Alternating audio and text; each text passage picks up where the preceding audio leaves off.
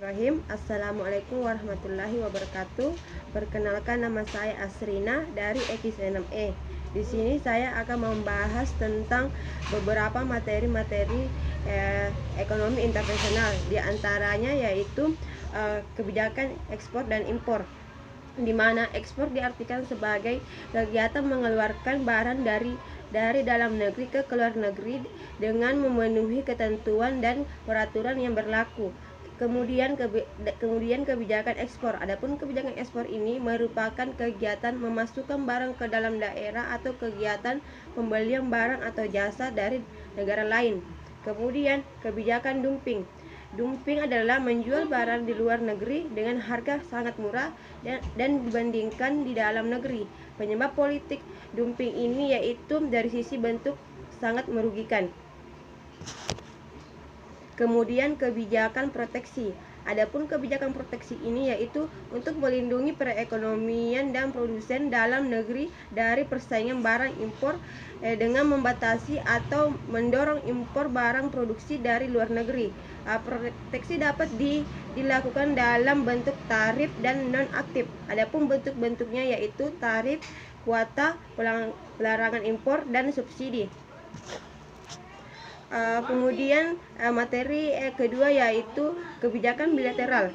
Adapun kebijakan bilateral ini yaitu kegiatan atau usaha yang dilakukan oleh suatu negara untuk menyangkut aspek bilateral negara di seluruh dunia melakukan kerjasama internasional melalui beberapa bentuk kerjasama bilateral, yaitu pada pihak atau bilateral menyangkut hubungannya atau kerjasama atas bersama antara dua pihak.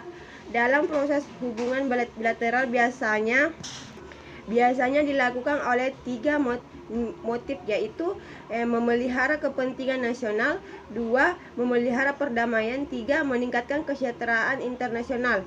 Kemudian adapun materi ketiga itu yaitu tentang geopolitik. Adapun geopolitik ini yaitu suatu kebijakan politik suatu negara yang memanfaatkan geografi sebagai garis pengawasan ruang hidup demi terjaminnya kelangsungan hidup dan pengembangan kehidupan negara demi terjaminnya kelangsungan hidup dan pengembangannya kehidupan negara yang bersangkutan. Secara khusus untuk geopolitik ini adalah metode analisis atau kebijakan luar yang berusaha untuk memahami dalam variabel geografis. Kemudian materi keempat itu yaitu saham-saham internasional. Pasar saham ini adalah pasar untuk perdagangan saham perusahaan yang dipegang secara umum dari instrumen finansial yang berhubungan termasuk opsi saham. Adapun fungsi pasar saham paling dominan itu dari pasar saham adalah memfasilitasi atau mempertemukan antara perusahaan atau pihak yang membutuhkan dana dan mempermudah atau investor yakni yang mempunyai dana. Kemudian materi kelima yaitu IMF atau World Bank. International Monetary Fund atau IMF adalah organisasi internasional yang bertanggung jawab dalam mengatur sistem finansial global dan menyediakan pinjaman kepada negara anggotanya untuk membantu memasuki atau keseimbangan negara keuangan masing-masing negara. Salah satunya itu misalnya adalah membantu negara-negara yang mengalami kesulitan ekonomi yang serius, dan sebagai imbalannya yaitu negara tersebut diwajibkan melakukan kebijakan tertentu, misalnya privatisasi badan bentuk milik negara. Bank Dunia dan IMF keduanya didirikan pada 1944 di konferensi Bretton Woods. Adapun tujuan mendapatkan ekonomi internasional pada kebijakan kedua setelah Perang Dunia Kedua. Sebuah negara harus bergabung dengan IMF terlebih dahulu sebelum menjadi anggota Bank Dunia. Kedua lembaga ini bekerjasama sebagai tindakan membantu negara-negara miskin yang paling berutang. Kemudian materi ke-6 yaitu OPEC, Uni Eropa dan ASEAN. Organisasi internasional adalah sebuah organisasi yang dibentuk masyarakat dunia yang terdiri dari beberapa negara yang bertujuan untuk menciptakan tata hubungan internasional yang lebih baik dalam aspek ekonomi, sosial, budaya, dan teknologi dan lain-lainnya. Terus macam-macam organisasi, yaitu OPEC adalah internasional yang terdiri dari negara-negara pengeksporan minyak bumi. APEC adalah PAUM bagi 21 negara di lingkar Pasifik yang bertujuan untuk meningkatkan perdagangan bebas di wilayah Asia Pasifik. Uni Eropa yang berbentuk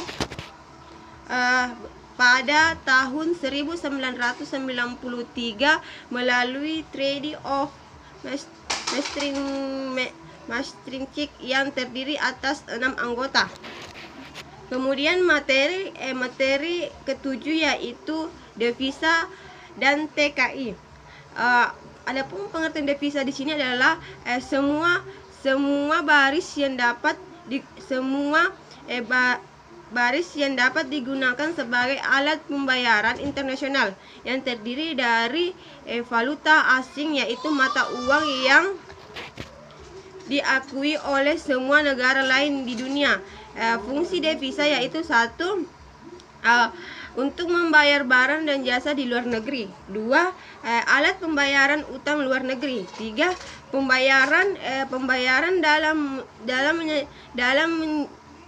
menjalin hubungan internasional. Terus sumber pendapatan negara. Kemudian adapun TKI atau negara kerja atau tenaga kerja adalah setiap warga negara Indonesia yang bekerja di luar negeri dalam jangka waktu tertentu berdasarkan penjelasan kerja imbauan tenaga kerja Indonesia dengan perusahaan industri yang ada di luar negeri dengan menerima upah. Kemudian materi ke-8 yaitu perdagangan internasional terhadap bangsa Indonesia dalam kualitas SDM atau sumber daya manusia. World Economic Forum atau WEC melansir laporan global human yang mengkaji kualitas sumber daya manusia di 130 negara. WEF menyebutkan ada 4 indikator yang dilakukan untuk mencari negara mana saja yang telah berhasil membangun sumber daya dengan baik. Indonesia baik. Terus Indonesia ini dalam daftar tersebut menempati peringkat 65 dari 130 negara. Ini artinya Indonesia berada di tengah-tengah peningkatan dunia. Kemudian keempat indikator tersebut adalah kapasitas kemampuan pekerja berdasarkan melek huruf dan edukasi. Kemudian deployment atau tingkat partisipasi pekerja dan tingkat pengangguran. Decrolement atau tingkat pendidikan, partisipasi pendidikan, dan know-how atau tingkat pengetahuan dan kemampuan pekerja serta ketersediaan sumber daya. Terus dalam kesimpulannya ditemukan bahwa dalam indeks ini rata-rata negara di dunia hanya menggunakan 62% potensi dari sumber daya manusianya, dengan kata lain sebesar 38%. Potensi lebih terabaikan atau sia-sia dengan hanya terdapat 20 negara saja yang telah memanfaatkan potensi sumber daya manusia hingga 70%. Terima kasih. Itulah tadi sedikit penjelasan tentang ekonomi internasional beberapa materi. Assalamualaikum warahmatullahi wabarakatuh.